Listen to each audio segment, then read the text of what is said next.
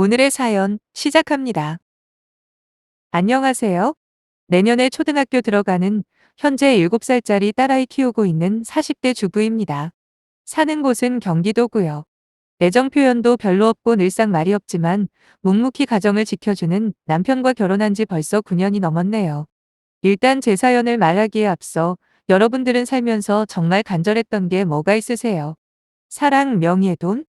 아마도 제각기 다른 꿈을 향해 살고 있으시리라 믿어요. 저 같은 경우에는 오로지 딱 하나의 목표만 바라보고 지금까지 살아왔습니다. 그건 바로 내 집 마련이에요. 여기까지 들으신 분들 중에 어떤 분들은 어떻게 한 번뿐인 소중한 인생을 겨우 집 하나 장만하려고 살아왔냐 하시며 핀잔을 하실지도 모르겠지만 제 이야기를 한번 들어보시면 어느 정도는 공감을 하실 거예요.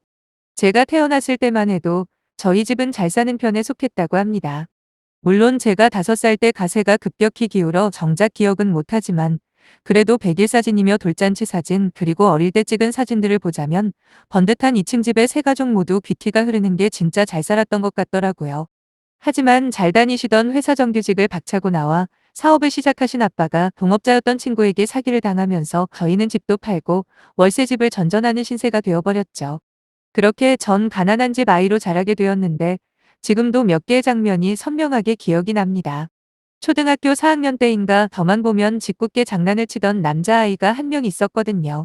근데 문제는 그 아이가 우리 가족이 살고 있는 주인집 아들이라는 거죠. 당시 저희는 1층에 살았고 주인집은 2층에 살았거든요.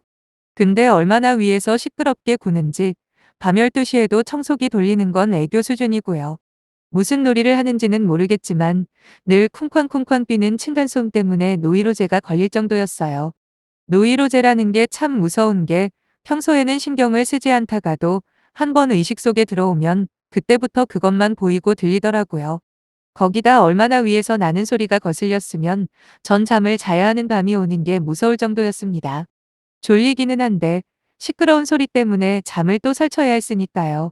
아무튼 저를 괴롭히는 주인집 아들과 하루는 싸움이 붙었는데 그때만 해도 남녀 구별이 어디 있습니까? 그냥 덩치 크고 악으로 덤비는 쪽이 이기는 거죠. 그래서 결과는 저의 압도적인 승리였거든요.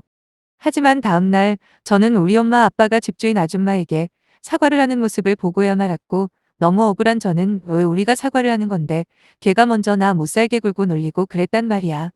내가 하지 말라고 얼마나 많이 말했는데. 그럼 계속 괴롭힘 당하고 있었어야 해? 그리고 서로 싸운 건데 왜 우리만 사과를 하냐고. 라며 떼를 썼죠. 곤란해하는 표정의 엄마는 저를 데리고 황급히 자리를 피했고 아빠는 1시간 넘게 더 사과를 하고야 돌아오셨네요. 물론 그 다음 수순은 저를 혼내시는 거였고요. 그 어린 나이에도 왜 우리 가족만 일방적으로 미안하다는 말을 해야 하는지 어렴풋이 알 것 같았어요. 하지만 인정하기 싫었죠. 그때만 해도 공평이나 평등 정의, 뭐 이런 단어들을 믿었으니까요. 하지만 점점 나이가 들면서 그딴 것들은 돈 있는 사람들을 위한 말이라는 걸 깨달았고, 제 목표는 자연스레 돈을 버는 걸로 정해지기 시작했습니다. 집 없는 서름이야 한두 가지겠습니까? 하나둘 이야기를 하다 보면 밤을 새도 부족하겠죠. 아무튼 이제 조금은 이해가 되시나요? 제가 왜 그토록 내 집 마련에 연연하며 살게 된 건지 말이에요. 하지만 드라마상의 흐름대로라면 이쯤에서 열심히 공부해서 명문대학에 들어가 좋은 직업을 가지게 되었고 결국 행복하게 살았습니다라고 끝나겠지만 제 의지가 부족한 탓인지 아니면 정말 공부는 저와 거리가 멀었던지 한다고 하는데도 성적은 늘 중하위권에 머물렀고 결국 전 대학을 포기했어요. 솔직히 말해서 제가 공부를 잘했다면 아빠와 엄마가 무슨 수를 써서라도 지원해 주셨을 거예요.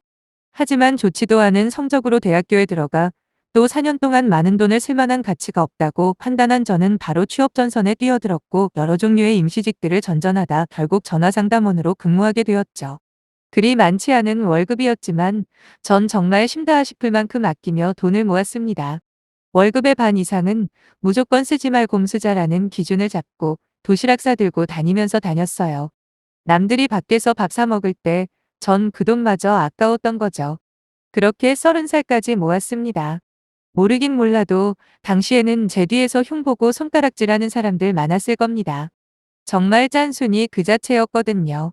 그렇게 한 10년 모으니 1억 좀 넘게 모였더라고요. 계산해보면 1년에 1,000만 원이네요. 제가 버는 액수를 감안하면 정말 쥐어짜낸 거라고 생각하시면 될 거예요. 그리고 세월이 조금 흘러 아빠가 돌아가셨고 엄마와 이사를 했습니다. 아빠 보험금이랑 제가 모은 돈 이렇게 합쳐서 저희는 겨우 전세 하나 얻었고 엄마와 둘이서 살기 시작했습니다. 그때 저를 옆에서 위로해주던 사람이 바로 남편이었습니다. 남편과 알게 된 건 꽤 오래전이었어요. 저희 상담원 사무실에 각종 기기들을 점검해주던 사람이었는데 정말 말이 없는 사람이었죠. 일주일에 한 번씩 정기점검을 오던 남편은 안녕하세요라는 인사 말고는 점검이 다 끝나도록 한마디도 안 하는 경우가 부지기수였는데 처음엔 저렇게 말이 없는 사람도 있구나 하며 신기했죠. 그런데 나중엔 익숙해지더라고요. 그러던 어느 날 아빠 돌아가시고 업무 복귀를 했을 때 남편이 제게 장문의 편지를 주더군요. 내용은 자기도 아주 어릴 때 엄마를 잃고 아빠 밑에서 자랐는데 지금까지 함께 살 수 있었던 추억을 가진 것만으로도 누군가는 저를 엄청나게 부러워할 수 있다.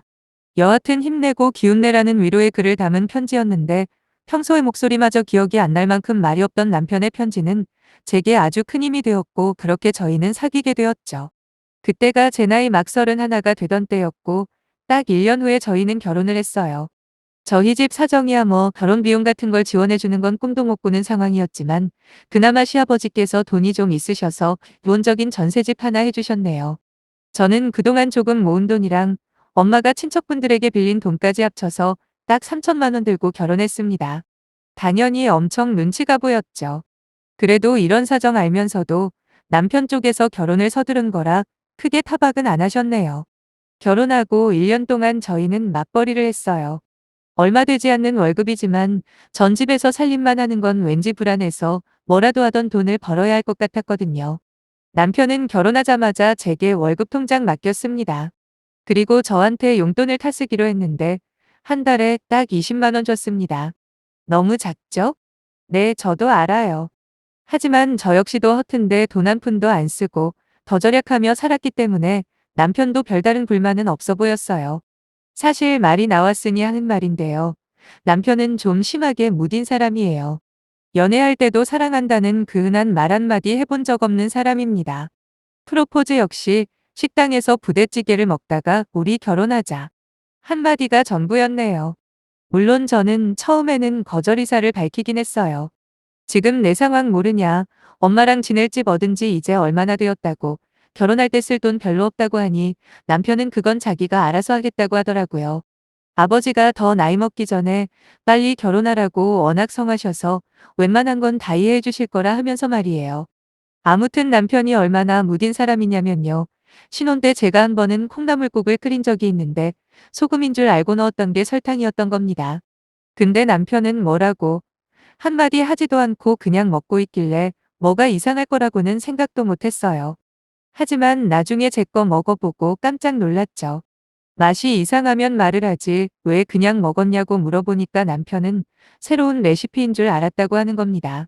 그러면서 다시 그 요상한 맛을 내는 콩나물국을 다 먹더군요. 거기다 한여름에 제가 요를 겨울 걸로 잘못 갈아줘도 땀을 뻘뻘 흘리면서 그냥 잡니다. 반찬 투정요? 할 리가 있겠어요. 아무거나 줘도 다 먹어치우고요. 집에 인테리어가 바뀌어도 알려주기 전까지는 절대 눈치채는 법이 없더라고요. 이쯤이면 대충 어떤 캐릭터인지 감이 오시죠? 물론 잔소리 많은 스타일보다는 훨씬 좋다는 거 저도 알아요. 하지만 여자분들은 공감하실 텐데 가끔은 남편에게 사랑을 확인받고 싶을 때가 있잖아요. 저는 그렇거든요. 특히 제가 가장 좋아하는 게 아주 사소한 관심입니다. 예를 들면 화장실을 갈 때나 화장실 좀 다녀올게라고 말하면 남편이 그래 다녀와라고 대답해주면 정말 좋을 것 같거든요. 근데 남편은 뭘 어쩌라고라는 눈빛으로 멀뚱멀뚱 쳐다만 봅니다. 거기다 한 번은 제가 오기가 생겨서 날 잡고 물어봤죠. 여보 나 사랑하긴 해? 어떻게 임신까지 한 부인한테 아직까지 사랑한다는 말 한 번 안 하냐. 오늘 무슨 일이 있어도 듣고 말 거야. 빨리 해봐. 라고요. 그러면 남편은 뭐가 그렇게 쑥스러운지 끝까지 입을 안 엽니다. 다 알면서 뭘 자꾸 말하래. 라며 2시간을 넘게 실랑이를 하다 결국 제가 항복했죠. 이런 남편의 성격 때문에 좋은 점도 있지만 때로는 내가 정말 사랑받고 있는 건가? 이 사람이 나를 진심으로 위하는 건가? 하는 의심이 들 때도 있습니다. 거기다 제 결혼 생활의 가장 큰 장애물은 바로 시아버지세요. 어릴 때 시어머니 돌아가시고 혼자서 남편이랑 남편 여동생 둘을 키우신 아버님은 작은 페인트 공장을 운영하시는데 성격이 정말 불같으세요. 흔히 시아버지 사랑은 며느리라는데 저희 집은 그런 거 없어요. 조금이라도 잘못하면 누구를 막론하고 아주 호되게 혼내시는 아버님에게 얼마나 마음의 상처를 많이 받았는지 모릅니다. 그렇다고 이혼을 생각할 정도는 아니고요. 매번 맞는 말씀을 하시긴 하거든요. 하지만 같은 말도 아다르고 어다르다고 좀 좋게 부드럽게 말씀하실 수도 있는데 툭하면 버럭하시는 아버님은 남편이나 시누이한테도 똑같이 해요. 거기다 어릴 때부터 그런 무섭기만 한 아버지 밑에서 자라서 그런지 성인이 되고 결혼까지 한 지금도 남편이나 시누이 둘 다 시아버지에게 꼼짝도 못해요. 한 번은 제가 너무 아껴 쓰는 게 눈에 거슬렸던 아버님이 거지돈 이들보단 여유롭겠다. 돈 모으는 것도 좋지만 그렇게 사는 게 창피하지도 않냐? 뭐든 적당해야 좋은 거야. 지나쳐봐야 결국 등신 소리만 듣는 거다. 라면서 타박을 하시더라고요.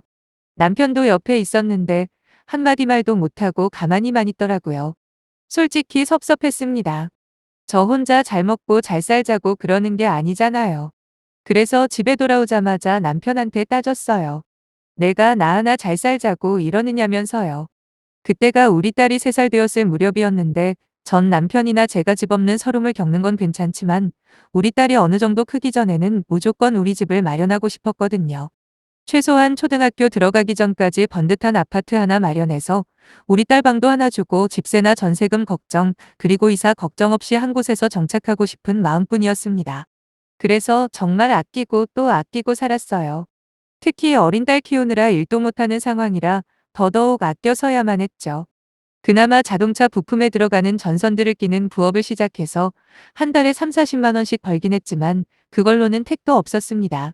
그래서 남편 용돈도 5만 원 깎아서 15만 원만 주기 시작했네요.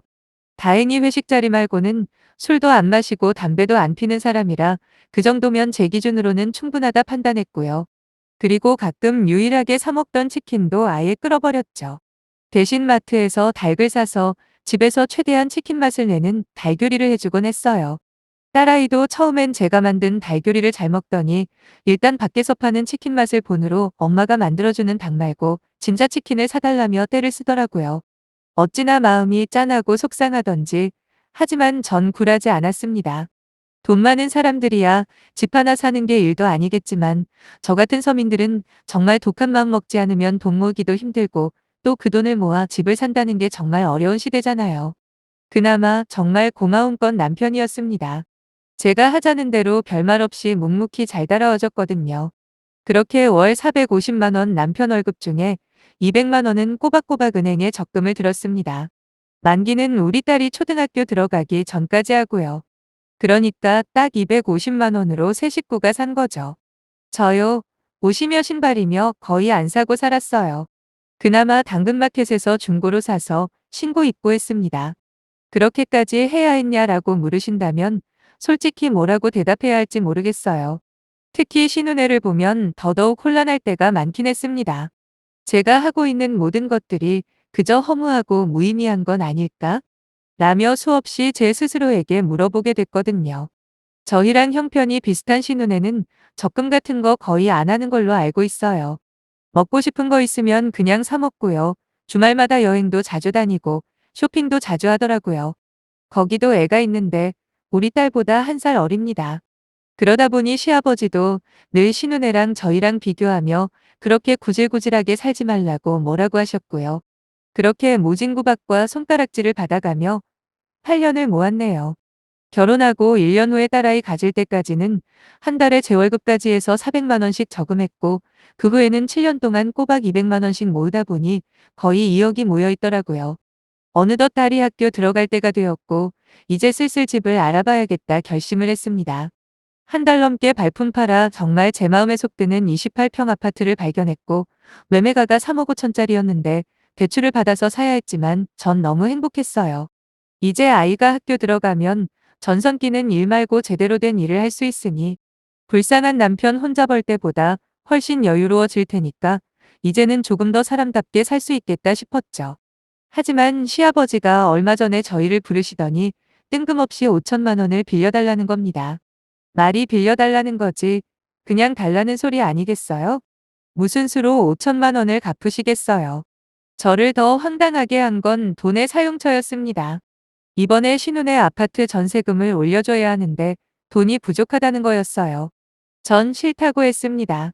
그랬더니 시아버지가 불같이 화를 내시면서 가족들끼리 어려울 때 도와주는 게 당연한 건데 저보고 돈만 알고 가족 따위는 안중에도 없는 후한무치한 인간이라고 하더라고요. 전 솔직히 후한무치? 그 말이 무슨 뜻인지는 몰랐지만 안 좋은 뜻이란 건 확실하다 생각하고 따졌습니다. 아버님, 그동안 저 돈 모으는 거 보고 그렇게 뭐라 하셔놓고 이제 와서 그 돈을 빌려달라니요. 앞뒤가 안 맞아도 너무 안 맞잖아요. 어차피 남편이야 워낙 아버님한테 아무 말도 못하니 애초에 아무런 기대도 하지 않았습니다. 저라도 확실하게 이야기하자 그랬던 거죠. 그런데 웬걸 남편이 처음으로 아버님에게 큰 소리로 말하는 겁니다. 아버지 후한무치라니요. 그게 며느리한테 할 소리세요? 당장 취소하세요. 라고요. 아버님은 한 번도 그런 적 없는 남편이 자기에게 큰 소리를 치니 눈이 두 배나 커지면서 놀라시더라고요. 곧 정신을 차리시곤 남편에게 어딜 아버지한테 대드냐고 소리를 치셨지만 남편은 꿈쩍도 하지 않고 또박또박 받아치는데 얼마나 달리 보이던지 혼자서 저희 남매 고생하며 키우신 거 너무 잘 알고 감사하게 생각합니다. 앞으로도 그럴 거고요. 하지만 아버지, 이 사람은 제 아내예요. 그동안 돈 모은다고 얼마나 고생했는지는 아버지도 아시잖아요. 그런데 어떻게 이제 와서 수미전세금을 이 사람한테 달라고 하시는 겁니까? 그건 안 됩니다. 시아버지는 어이가 없다는 표정으로 뭐라고? 그게 어떻게 네 마누라 돈이냐 네 돈이지. 애비가 아들 돈 좀 잠깐 빌려 쓰겠다는데 뭐가 문제야? 그러자 남편이 벌떡 일어서며 아니요. 그 돈 제 돈 아닙니다. 이 사람이 욕 들어가며 모은 돈이에요. 그리고 그 돈을 어떻게 쓸지는 전적으로 이 사람 의견에 따를 겁니다. 그리고 방금 하신 그 말 취소하실 때까지는 저희 안 올 테니 그리 아세요. 하며 저와 딸을 데리고 나와 버리더군요. 그런 남편을 보며 고맙다고나 할까요? 아니면 이렇게 말 잘하는 사람이 왜 그동안은 나서지 않았나 원망스럽다고나 할까요? 참 복잡한 마음이었어요. 그래도 확실한 건 내가 그동안 해온 것들이 헛되지는 않았구나 라는 보람만큼은 느꼈네요. 저희와 비슷한 출발선에서 시작한 신혼에는 지금 전세금을 올려줘야 하는 상황이지만 우리는 곧 저희 세 식구만의 보금자리가 생길 테니까요. 거기다 그동안 말없이 따라주기만 했던 남편도 마음으로는 나를 인정해주고 있다는 그 점이 가장 든든합니다. 한 가지 또 제가 감동받은 거 말씀드릴까요? 남편은 그동안 받은 용돈에서 10,000원씩 따로 통장에 따로 넣어놨더라고요. 자기 말로는 저처럼 수입의 일부를 일단 통장에 넣고 보는 습관을 기르기로 했다나? 아무튼 저한테 선물을 사주거나 이벤트를 해줄 목적은 아니니 욕심내지 말라고는 하더라고요. 하지만 중요한 건 그게 아니에요. 왜 통장에 입금을 하면 메시지를 적는 칸이 있잖아요? 저는 보통 거기에 이름을 쓰거든요. 그런데 남편이 글쎄 여보 고마워 이렇게 선쓴 겁니다. 1년에 12번에 총 8년이니 거진 90개가 넘는 여보 고마워라는 글씨들을 보는데 너무 감동적이더라고요. 제가 의도한 거냐 물으니 그건 또 절대 아니랍니다. 뭐 진짜 의도한 건지 아닌지는 모르겠지만 제겐 참 의미 있는 요즘이네요. 다음 달이면 야경이 너무 이쁜 진짜 우리 집으로 이사를 하게 돼요. 내년에 우리 딸 학교 들어가기 전에 다행히 내 집 마련의 꿈을 이루게 돼서 더 바랄 게 없는 심정이랍니다. 그리고 이제는 짠돌이짓 그만할 거예요. 물론 아껴 쓰고 절약하는 건 그대로 하겠지만 내 집 마련의 꿈을 이룬 이상 여기서 더 그렇게 산다면 정말 중요한 인생을 낭비하는 거 아닌가 싶었어요. 이젠 어느 정도 짐을 내려놓고 우리 세 식구 행복하지만 여유롭게 살려고요. 응원해 주시면 감사하겠습니다.